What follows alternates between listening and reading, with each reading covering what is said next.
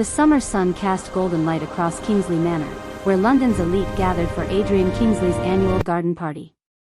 At the center stood Adrian, steel-gray eyes surveying his £8 billion empire with the cool arrogance of a king. Beside him, Victoria Ashford preened in crimson Valentino, both oblivious to the invisible woman moving among the guests. Lena Hart had spent 6 months as a ghost in this house. She was a maid who scrubbed floors and endured Adrian's casual cruelty to hide from a past too painful to face. As she navigated the crowd with a silver tray of caviar blinis, her foot caught on an uneven patch of lawn. Time slowed.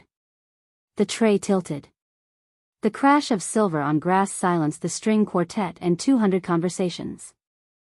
Adrian crossed the lawn like a storm. He didn't check for injuries. He hauled Lena to her feet, his fingers digging into her arm. "You clumsy, worthless fool," he hissed, his voice carrying to every corner of the garden. "Do you have any concept of how much you've embarrassed me?" "I'm sorry, Mr. Kingsley," Lena whispered, her face burning. "I don't want excuses." "On your knees. Clean it up. Now." Under the collective gaze of the world's most powerful people, Lena sank into the damp grass. She picked up scattered food piece by piece while Victoria Ashford laughed, mocking her discount agency background. Adrian looked down at her with a cold, satisfied smile. "Know your place," he murmured before turning back to his guests. But that night, in a cramped attic room, the maid disappeared. Lena reached under her thin mattress and pulled out a scarred leather trunk. Inside lay the fragments of a different life, a diamond tiara, couture gowns, and a passport bearing the name Lady Elena Anastasia Winterbourne. Elena stared at a photograph of her former self, the billionaire heiress who had fled a domestic nightmare involving the predatory Sebastian Thorne. For 5 years, she had traded her fortune for invisibility, believing that if she made herself small enough, she would finally be safe.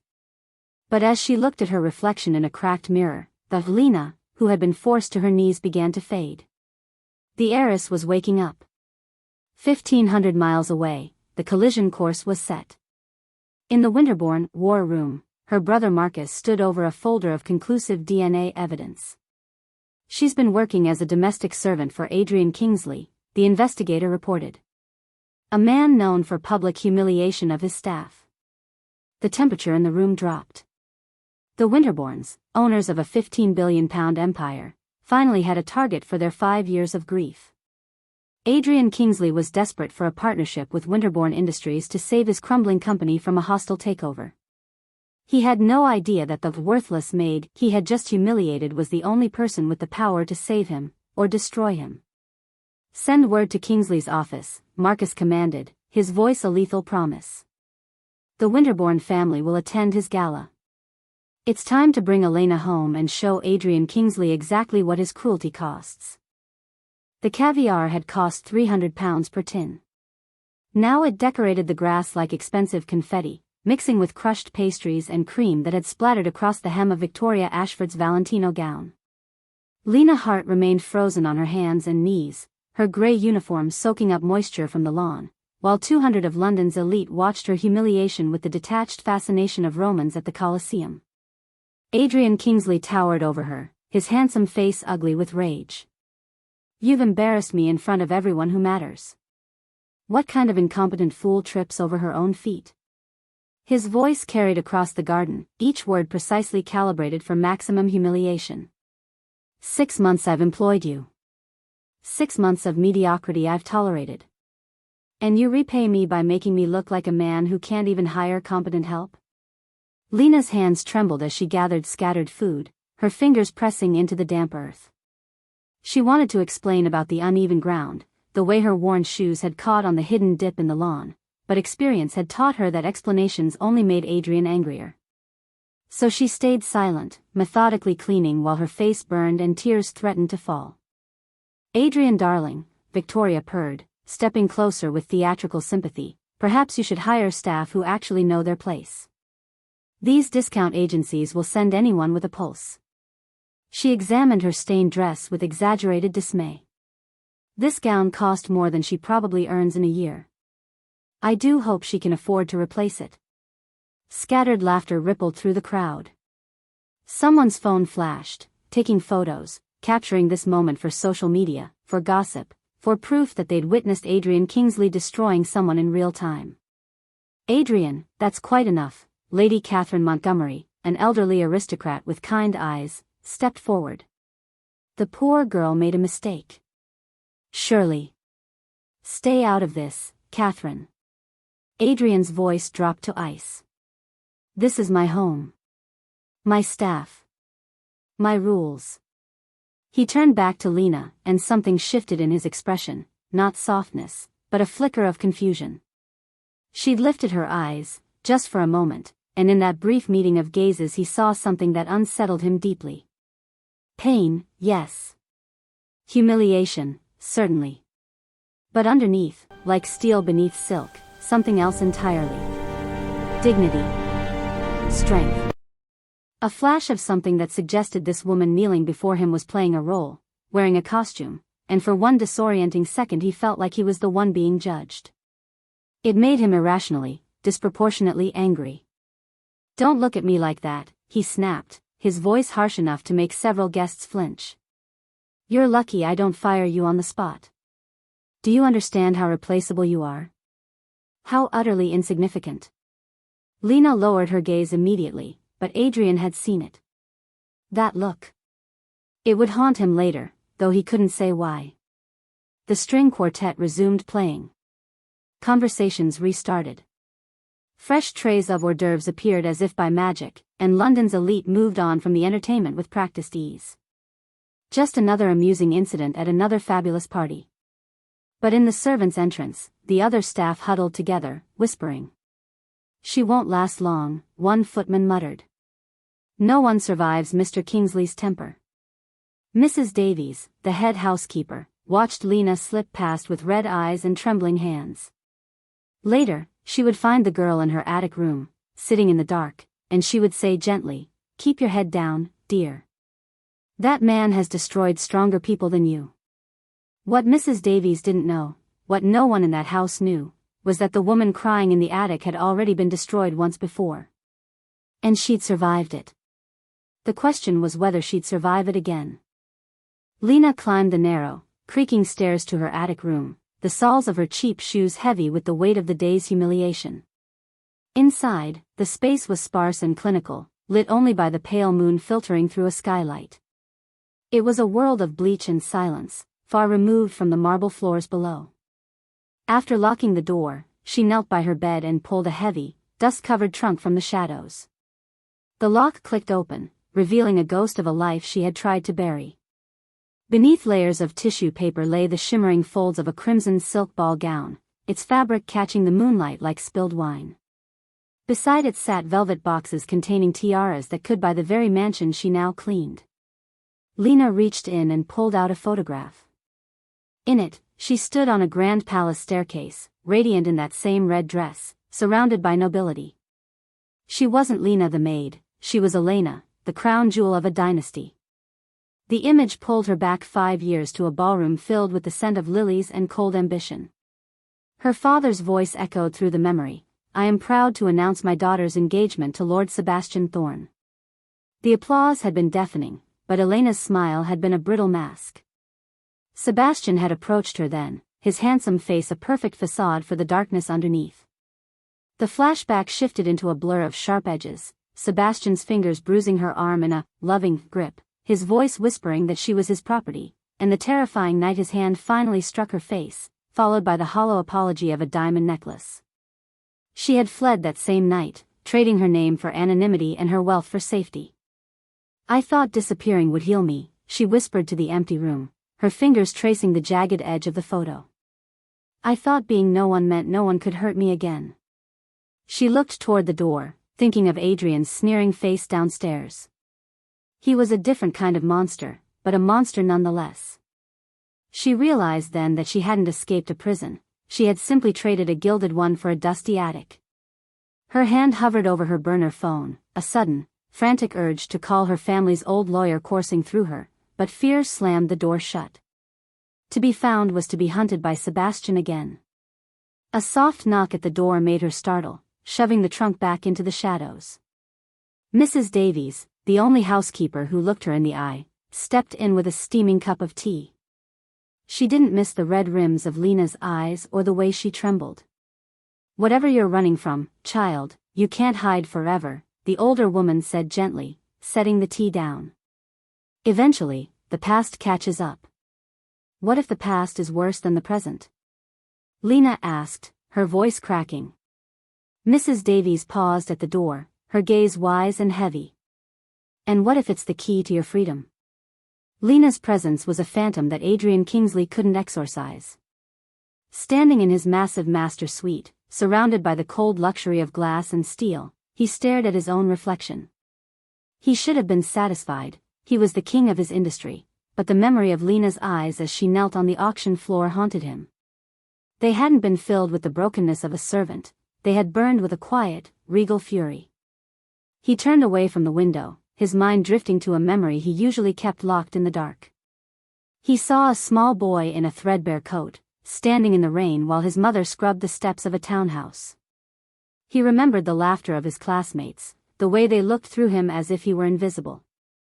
"I'll never be powerless again," he had vowed that night. "I'll make them all bow to me." He had spent his life building a fortress of wealth to ensure no one could ever look down on him again. Yet, as he paced the room, the memory of his own cruelty toward Lena felt like a crack in his armor. "She's just a maid," he snapped to the empty room. "I don't owe her anything." Unable to sleep, Adrian sought the silence of his private library. He didn't expect to find the lights dimmed or a figure tucked into a velvet armchair. Lena sat there, silhouetted by a single lamp, so engrossed in a leather-bound volume that she didn't hear him enter. "What are you doing here?" he demanded. Lena gasped, the book nearly slipping from her fingers. As she stood, Adrian's eyes fell on the text. It was Dostoevsky, the original Russian edition. "And, you read Russian?" he asked, his voice losing its edge to sheer bewilderment. Lena composed herself, pulling the shadows around her like a shield. I'm sorry, sir. I'll leave immediately." "Answer the question, Lena." She hesitated, her posture shifting unconsciously into something graceful and upright. "My mother taught me languages when I was young," she said carefully. "Before she passed. Before I came here." Adrian studied her, truly looking at her for the first time without the lens of his own arrogance. He saw the educated curve of her diction, the sharp intelligence in her gaze that no amount of floor scrubbing could dull. "You're not like other maids," he murmured. Lena met his eyes, a ghost of a smile touching her lips, one that didn't reach her eyes. "Perhaps you've never truly looked at them, sir." She brushed past him, leaving the scent of vanilla and old paper in her wake. Adrian remained frozen, deeply unsettled by the realization that he was intrigued by a woman he had spent months dismissing as trash. At breakfast, the atmosphere was stifling. Victoria, his socialite fiancée, picked at her fruit, her eyes narrowed as she watched Adrian stir his coffee absently. "You're thinking about that clumsy girl again, aren't you? The one from the auction." "Don't be ridiculous," Adrian replied, his tone clipped. "I saw how you looked at her, Adrian," Victoria said, her voice dropping to a low, icy hiss.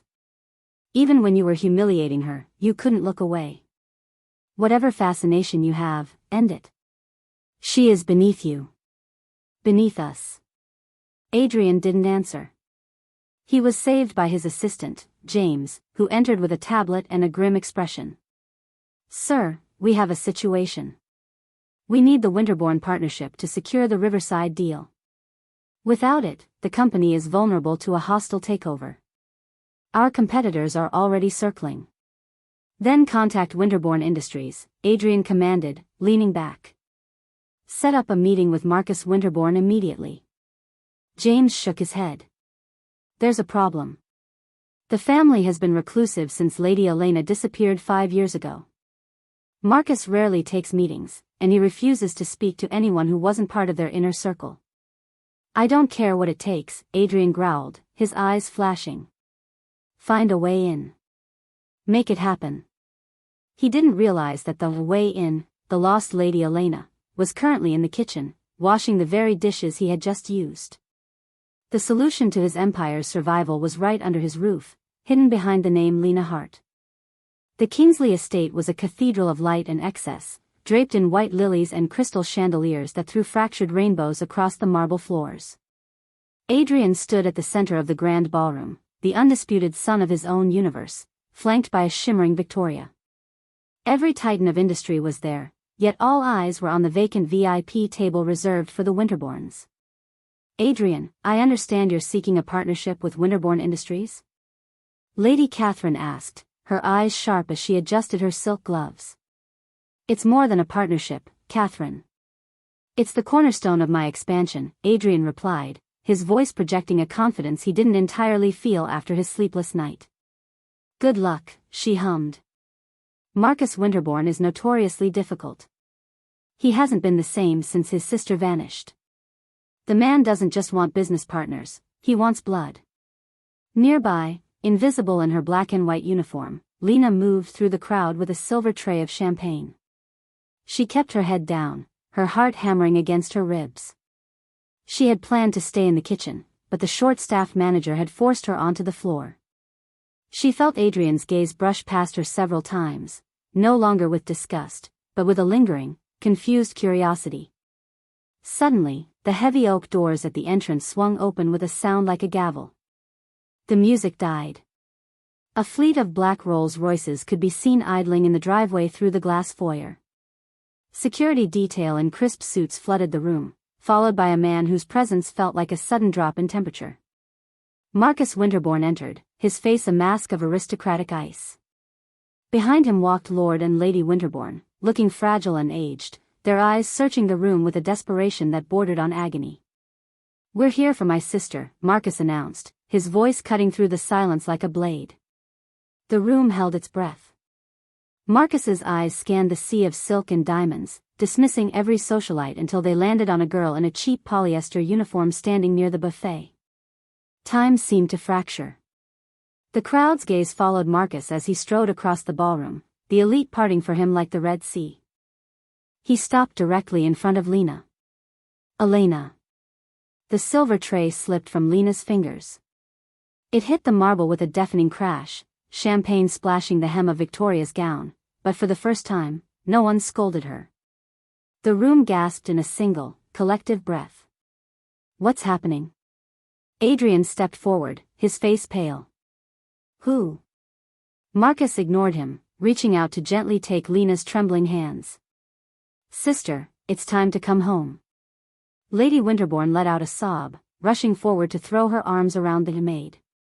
My baby. We've been searching for 5 years. Marcus turned to the room, his eyes burning with a terrifying, quiet power. For those who don't know, this is Lady Elena Anastasia Winterbourne, heiress to Winterbourne Industries and my sister, who has been missing since her engagement to Lord Thorne ended. He then fixed a lethal stare on Adrian. And you are? Adrian Kingsley, he managed to choke out, his world spinning on its axis. This is my estate. Marcus looked at the uniform, then back at Adrian with a sneer of pure contempt. Ah. The man who's been employing my sister as domestic help. How quaint. The room erupted. Cameras flashed and guests leaned in, whispering frantically. Victoria looked between Adrian and Lena, her voice a mix of horror and hysterical glee. Adrian, you had a billionaire heiress scrubbing your floors? Adrian looked at Lena, at the way her posture had suddenly straightened, the way the fear in her eyes was being replaced by a cold, regal light. Is this true? He whispered. Lena met his gaze, her voice no longer a servant's murmur, but the clear, resonant tone of a woman born to rule. Yes. I am Elena Winterbourne. The heavy mahogany doors of Adrian's study closed, sealing out the frantic whispers of the gala. Inside, the air was suffocating. Elena stood at the center of the room, flanked by her brother and parents. She had discarded the maid's apron, but she still wore the simple black dress, a stark contrast to the towering presence of the Winterbourne men. Marcus didn't sit. He stood behind Elena like a guardian gargoyle. Mr. Kingsley, he began, his voice a low, dangerous rumble. I believe you owe my sister an explanation for her treatment in your household. My investigators have already sent over footage of an auction house incident. Care to explain why my sister was on her knees? Adrian, usually the master of any room, looked diminished. He stood behind his desk, his knuckles white as he leaned on the polished wood. I didn't know who she was, he managed, the excuse sounding pathetic even to his own ears. Elena stepped forward, her voice no longer a servant's murmur but a clear, resonant chime. Would it have mattered, Adrian? If I were just Lena Hart, the orphan from nowhere, would my dignity have mattered less? Adrian had no answer. The silence stretched, heavy and condemning. For the first time in his adult life, the tyrant of industry found himself without a retort. My daughter has clearly been through an ordeal, Lord Winterbourne said, his voice trembling with a mix of grief and relief. We are taking her home tonight. Immediately. Father, Elena started, but Marcus cut her off with a sharp gesture. Elena, you've had your adventure. It's over, Marcus stated firmly. You've spent 5 years hiding while the family empire struggled. It's time to resume your responsibilities. The board needs a Winterbourne heir, and the family needs you back in your place. Elena felt the familiar walls of her old life closing in. The same walls she had climbed over to escape Sebastian Thorne. I need time, she said, her steel returning. To process this. To understand what I want. The transition from the attic to the Winterbourne estate was jarring. Elena stood before a floor-to-ceiling mirror, draped in a cream-colored silk dress that cost more than her annual salary as a maid. Her hair was swept into a sophisticated chignon, and her skin glowed with the best products wealth could buy. Yet, looking at her reflection, she felt like a hollow shell. Her mother hovered behind her, fussing over the lace at Elena's cuffs. You've gotten far too thin, darling. And your hands. She tooted, touching Elena's calloused palms with a look of distaste.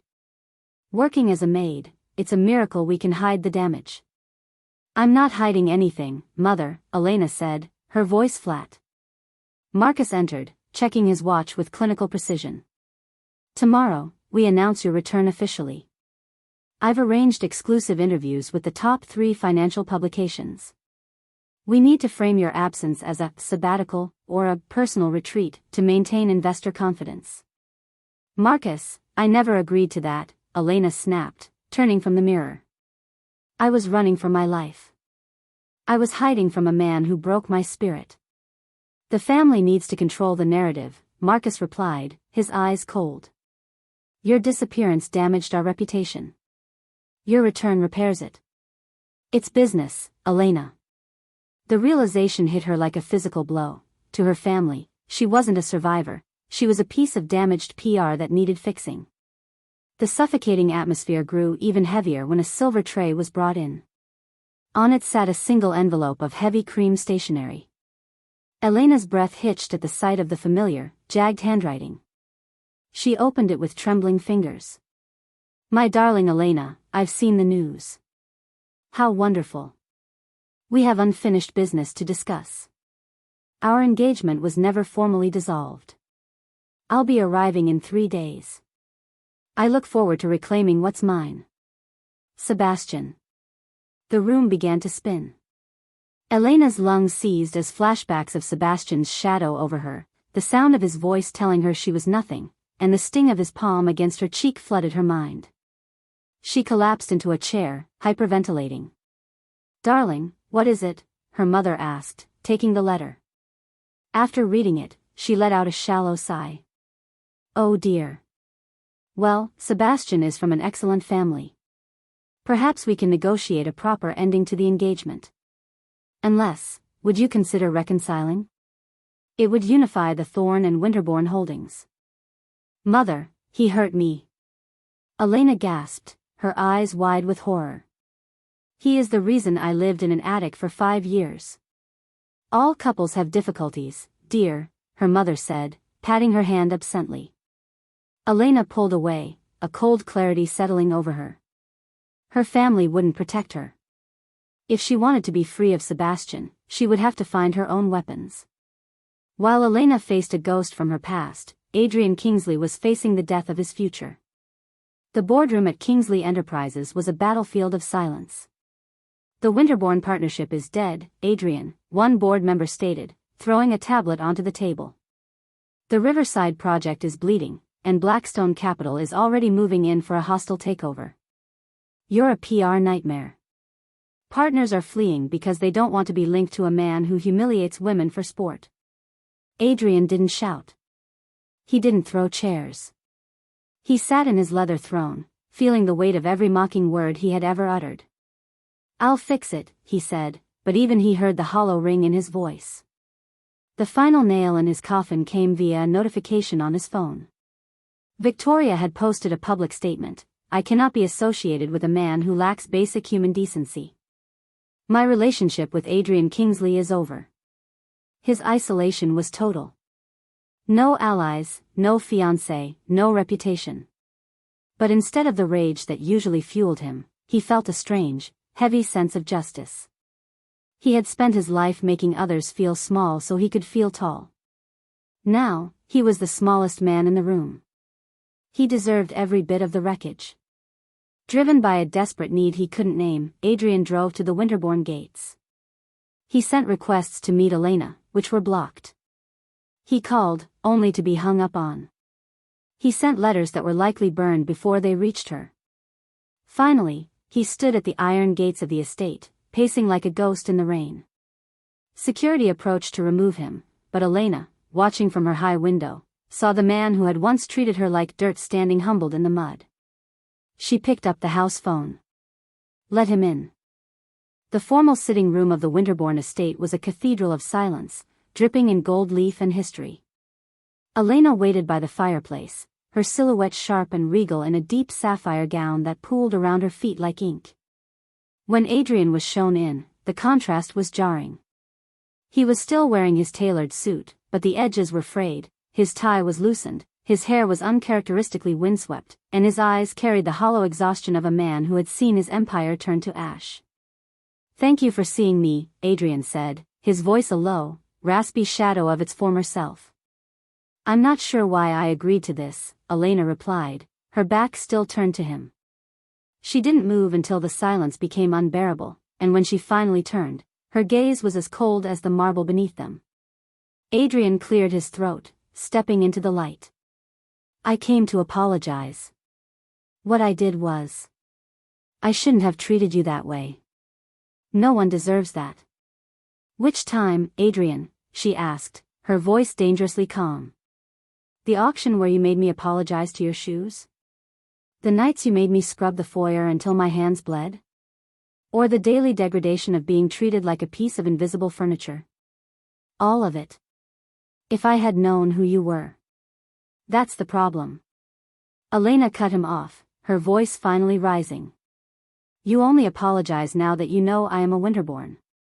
If I were actually just Lena Hart, the orphan from the countryside, would you be standing in this room? Would you even remember my name?"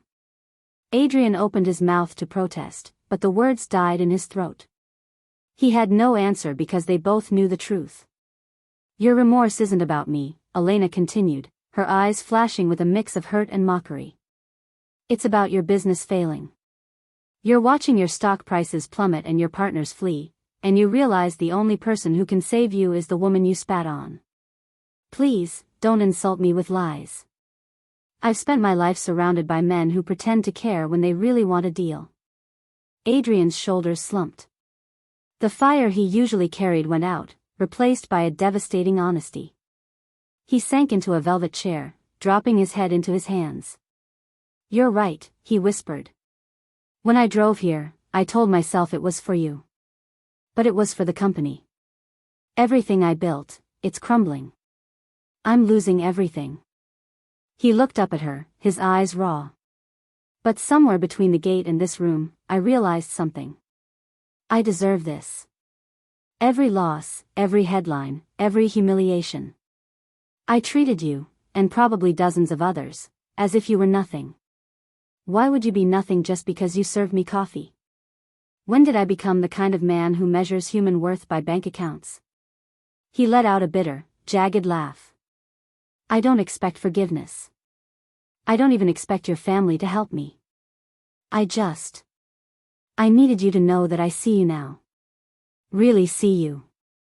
And I'm horrified by the man I've been. Elena watched him, her heart thudding painfully in her chest. For the first time, the tyrant looked human. Do you know why I became a maid? She asked softly.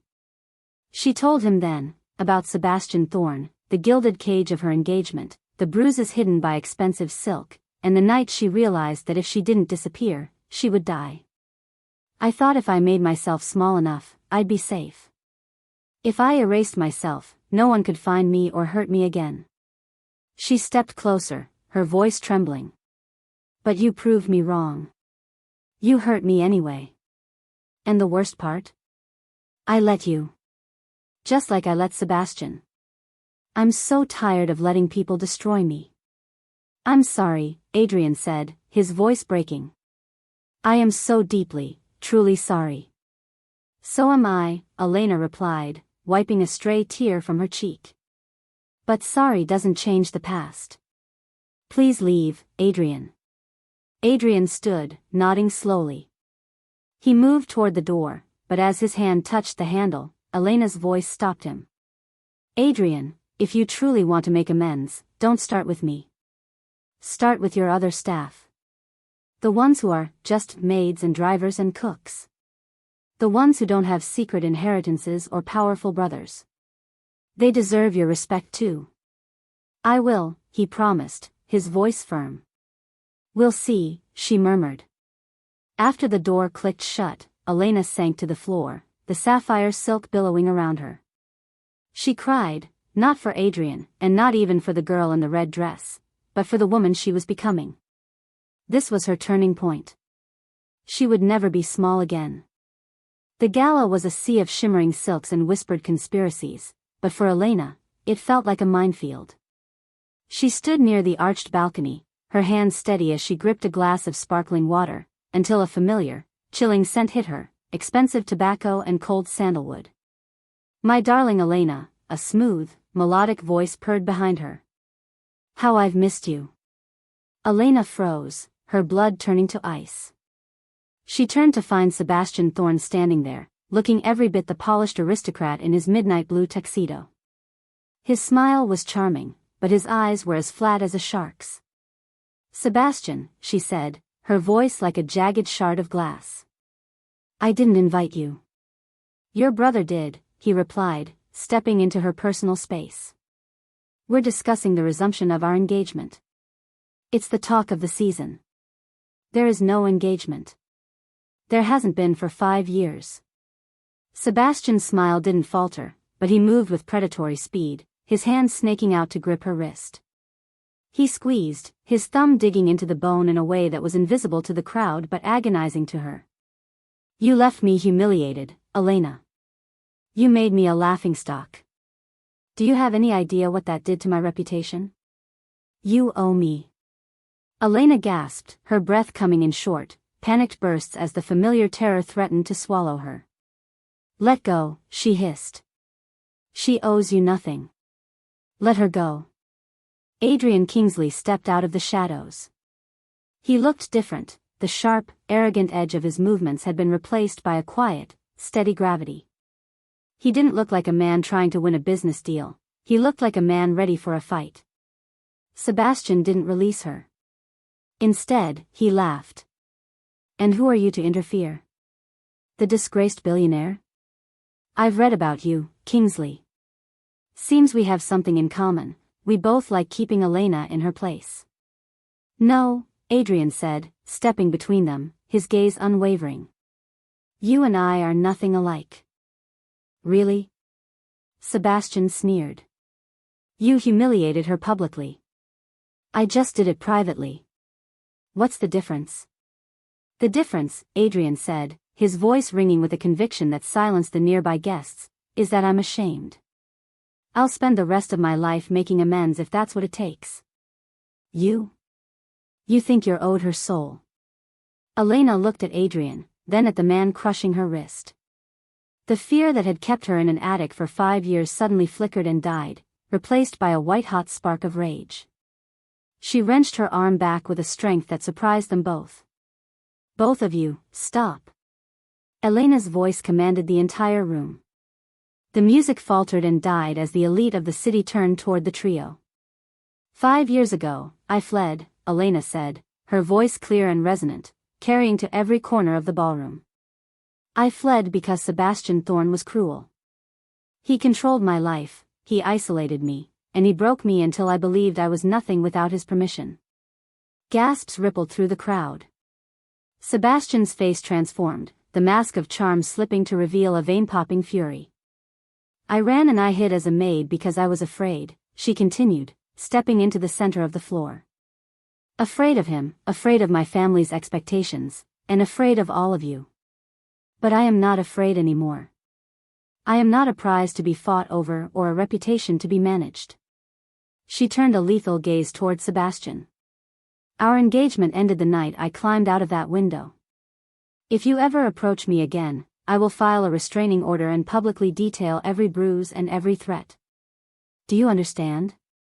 "You'll regret this, Elena," Sebastian spat, his voice a venomous whisper.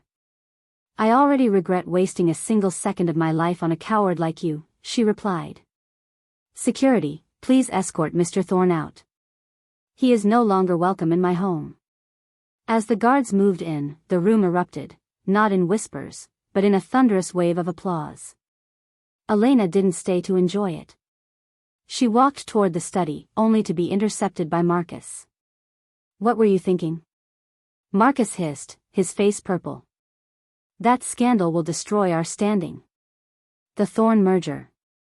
I'm done protecting men who hurt me just to preserve appearances, Marcus," Elena said, her voice remarkably calm. "You're being selfish. The family needs stability." "Then the family should have protected me 5 years ago," Elena countered. "I'm choosing what I need now. And if that makes me unfit to be your heir, then find someone else. I'd rather be a maid with a soul than an heiress in a cage." She walked past her stunned brother and into the garden, the night air finally tasting like freedom. Weeks had passed, and the headlines that once screamed of Adrian Kingsley's disgrace began to shift. A new narrative was emerging, fueled not by a PR firm, but by a series of unprecedented actions. News footage showed Adrian standing in the communal break room of his headquarters, personally apologizing to a group of janitors and security guards. He wasn't just talking, he was signing a charter that implemented sweeping workplace reforms, tripled the minimum wage for his service staff, and established a council where employees could report disrespect directly to the board. Even Mrs. Davies, his former housekeeper, was interviewed. "He's changed," she said, her voice warm with surprise. "It's not an act. He spent 3 hours helping me move furniture yesterday after I tweaked my back. He's learning how to be a person again." From the quiet of the Winterbourne library, Elena watched the screen, her heart stirring with a cautious, fragile hope. The transformation wasn't just social, it was strategic. Elena, now a vice president at Winterbourne Industries, having negotiated a role that gave her full autonomy, proposed a merger with Kingsley Enterprises. "After what he did?" Marcus asked, his jaw tight. "After what he's doing," Elena corrected. "He's rebuilding his company from the ground up with a foundation of ethics. This deal stabilizes the market and benefits both our houses. It's good business, Marcus. And unlike Sebastian, Adrian isn't trying to own me." When they met in the boardroom to sign the documents, the atmosphere was professional but charged. Elena slid the folder across the table. "This is a business arrangement, Adrian. Don't misunderstand it." Adrian looked at the signature, then up at her. His eyes were clear, devoid of the hollow arrogance that used to define him. "I understand perfectly. Thank you for the opportunity." After the meeting, Adrian requested a private moment. They met at a small, crowded coffee shop downtown, neutral ground where no one bowed and everyone stood in the same line. "I've been trying to think of what to say to you," Adrian began, cradling a paper cup. "Some grand gesture, some perfect apology. But the truth is simpler. I'm in love with you. Not the heiress I need for a merger, and not the maid I thought I could ignore. I love the woman who reads Dostoevsky at dawn. The woman who had the strength to rebuild herself from the rubble of two different lives. I love you because you demanded I be a better man. Elena watched him, her expression guarded. Adrian, I've heard too many pretty apologies from men who never changed. Words are just air. Adrian nodded, accepting the rejection without a fight. I know. I have no right to ask for anything. But, Elena continued, a small smile finally touching her lips, actions matter. Yours have been consistent. The way you've handled your staff, the way you've respected my boundaries. I'm not ready to trust you with my heart yet. But I'm willing to see where this goes. Slowly. If you ever disrespect me or anyone else again, it's over. I'll earn it, Adrian promised. Every single day. 6 months later, Elena stood at the top of a grand staircase, hosting her own gala for domestic abuse survivors. She was radiant in a gown of shimmering gold, the very image of a woman who had reclaimed her crown. Across the room, she spotted a man in a simple server's vest, handing out appetizers to the guests. It was Adrian. He wasn't there as her date, he was there as a volunteer, a role reversal that brought a lump to her throat. Their eyes met, and for the first time, there was no power struggle, only mutual respect. She approached him, a mischievous glint in her eye. You have a little sauce on your collar, Mr. Kingsley. Adrian laughed softly, adjusting his tray. Hazard of the job. How are you finding life on the other side of the serving tray? Humbling, he said, looking at her with genuine warmth. Which is exactly what I needed. Elena reached out, taking his hand in hers. Walk with me? As they stepped out into the moonlight, Elena's voice echoed in a final thought, they say you can't change people. And maybe that's true. But I've learned people can choose to change themselves. Not because they have to, but because they want to be better. We are no longer maid and master, nor heiress and supplicant. We are just two flawed people, finally seeing each other clearly, and building something real from the ruins of our mistakes.